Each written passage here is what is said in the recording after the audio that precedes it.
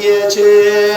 বাড়ির দরজায় গিয়ে যখন দাঁড়িয়ে গিয়েছে, ওমর ইবনে খাত্তাব রাদিয়াল্লাহু তাআলা আওয়াজ শুনতে পেয়েছেন। ভিতর থেকে আওয়াজ আসে, একজন মহিলা তার মেয়েকে বলে, মা, বলে বেটি শোনো, দেখো কারতারে দুধ রাখা রয়েছে, বলে ওই দুধে কিছু পানি মিশিয়ে দাও। বলে একটি পাত্রতে কিছু দুধ আছে, ওই দুধে পানি মিশিয়ে দাও। ওমর ইবনে খাত্তাব রাদিয়াল্লাহু তাআলা আনহু তখন দরওয়াজার বাইরে দাঁড়িয়ে রয়েছে।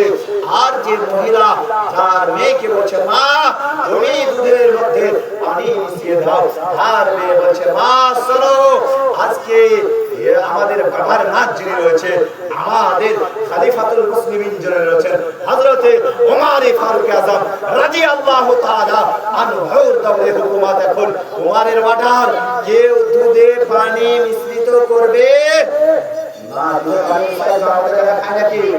এখন আমরা আছি এরকম যে দুধে পানি মিশিয়ে 1 কেজি দুধকে 1.5 কেজি করে বিক্রি করে নাকি করে না? এটা শরীয়তে নিষিদ্ধ রয়েছে।